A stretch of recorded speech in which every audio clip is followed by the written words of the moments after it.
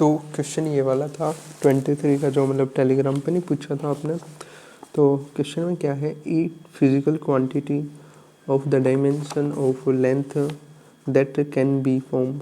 मतलब इनमें से अगर सभी को देखे, सभी कॉम्बिनेशन को, और सभी में अपना अपना डायमेंशन डाल देंगे, तो लास्ट में जिसके डायमेंशन लेंथ के इक्वल आ जाए वही आंसर होगा। इसमें पूछ रहेगा बस out of C G and E square by में 4 पाई ई नोट इज सी क्या है यहाँ पे, C is the velocity of light, G क्या है, G is universal constant of gravitation and E is charge. तो ये सारे दे रखे हैं। पहले एक बार इन सभी का ना डायमेंशन लिख लेते हैं।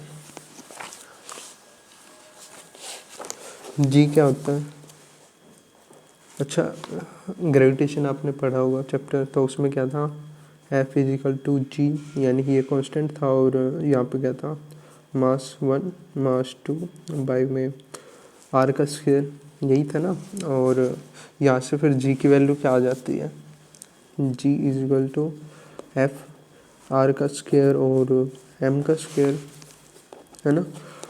और एफ की यूनिट हमें पता है, मतलब एफ का डायमेंशन क्या होते हैं, एम एल टी माइनस के 2। एम तो मास की यूनिट, क्योंकि फोर्स का फॉर्मूला क्या होता है, एम में एक्सेलेरेशन की ये हो जाती है, एम मतलब एम तो मास, एल टी माइनस के 2 एक्सेलेरेशन, और मल्टीप्लाई में कर देंगे आर का स्क्वायर, यानी कि लेंथ का स्क्वायर हो जाएगा ना, रेडियस लेंथ ही तो होती है, लेंथ का स्क्वायर बाय में मास का स्क्वायर। तो अल्टीमेटली अगर आगे सोल्व करेंगे तो क्या हो जाएगा, एम माइनस के 1 और एल की पावर 3 टी की माइनस के 2, ये आ गया आंसर जी के लिए। तो ये आ गई। और सी क्या है, सी इन्होंने दे रखा है वेलोसिटी, यानी कि एल टी माइनस के 1। वो भी कैसे आता है कि वेलोसिटी होती क्या है, velocity is equal to distance, या फिर कह लो डिस्प्लेसमेंट बाय में टाइम, यही होता है। और डिस्प्लेसमेंट यानी कि लेंथ और टाइम, एल टी माइनस के 1 यहाँ जाता है यहाँ से, और सी की यूनिट यहाँ आ गई। ऐसे ही अगर देखेंगे कि एक और फॉर्मूला है इलेक्ट्रोस्टेट्स वाले में जब पढ़ेंगे, फोर्स बाय मतलब इलेक्ट्रिसिटी जो भी कह लो, इलेक्ट्रोस्टैटिक चार्ज क्या होता है, के Q1 Q2 बाय में आर का स्क्वायर, यही होता है। और के की वैल्यू क्या होती है, के इज इक्वल टू 1 बाय में 4 पाई ई नोट। अब एक तो दो तरीके से कर सकते हैं, एक तो इसमें बस इसकी वैल्यू निकाल लें, इसके डायमेंशन निकाल लें, और E1 की और E0 की मतलब E2 की बाद में ऊपर पुट कर दें। लेकिन हम क्या करेंगे, छोटे तरीके से जाएंगे, इसको आगे सोल्व कर लेंगे। F इज इक्वल टू क्या है, क्यू की वैल्यू मतलब इलेक्ट्रॉन के बराबर ई, और यहाँ पे भी ई है, और यहाँ पे के यहाँ इसमें सॉल्व कर लेंगे 4 पाई ई नोट के टर्म में, और आर का स्क्वायर। ऐसा कैसा, ये वाला अगर देखेंगे तो यही तो बन गया, ई का स्क्वायर 4 पाई ई नोट। इसको इस साइड भेज देंगे तो ई स्क्वायर बाय में 4 पाई ई नोट की वैल्यू क्या आ गई, एफ आर स्क्वायर, है ना।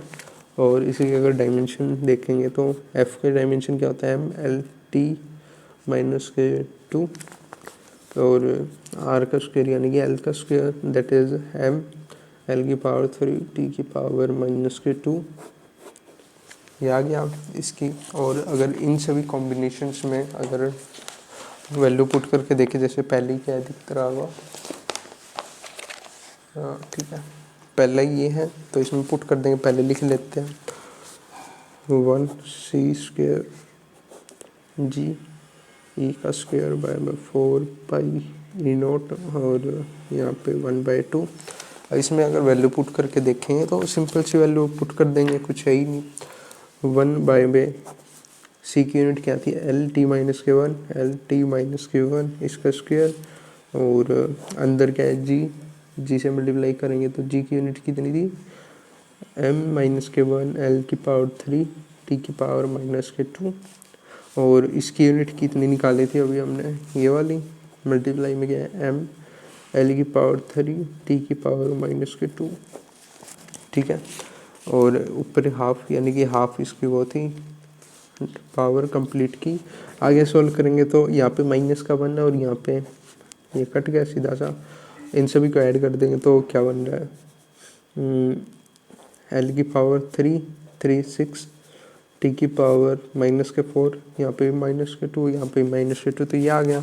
आगे अगर ब्रैकेट को सॉल्व करेंगे 1 बाय में यहाँ पे इसका स्क्वायर था तो एल की पावर 2, टी की पावर माइनस के 2 और मल्टीप्लाई में कितना है एल की पावर 6, टी की पावर माइनस के 4, इसके 1/2, यानी कि इसको आगे सॉल्व करेंगे तो यहाँ पे 2 से डिवाइड कर देंगे पावर को, 3 2 देखेंगे तो आगे सॉल्व करेंगे 1 बाय में एल की पावर 2, टी की पावर माइनस के 2 और यहाँ आगे सॉल्व करेंगे मल्टीप्लाई में कर देंगे सीधा। अब तो पावर भी नहीं है तो ब्रैकेट को ऐसे ही लिख लो, एल की पावर 3 थी और टी की पावर माइनस के 2, इसको ऊपर भेज देंगे तो प्लस का 2 हो जाएगा ना, इससे ऐसे काट दिया और यहाँ से काट देंगे तो एक पर पावर बच गई, एल की यूनिट बच मतलब एल की पावर बस 1 बची। और यही बताना था कि सिर्फ लेंथ की यूनिट किस में आ रही है।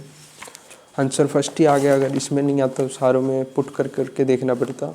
लेकिन हाँ, जैसे मैंने ये बताया ना कि ऐसे कर लो, इससे जल्दी हो गया क्वेश्चन। अगर वहीं पे मैं ऐसे करता ना कि ई क्या होता है, ई क्या होता है चार्ज, चार्ज की यूनिट क्या होती है 80, ऐसे करके करता ई का स्क्वायर यानी कि ए का स्क्वायर, टी का स्क्वायर, और फिर उसके बाद इसकी यूनिट अलग से निकालता, फिर ज़्यादा टाइम लग जाता। तो ऐसे करने में ठीक रह गया।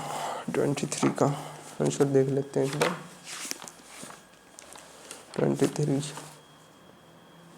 23 का फर्स्ट क्या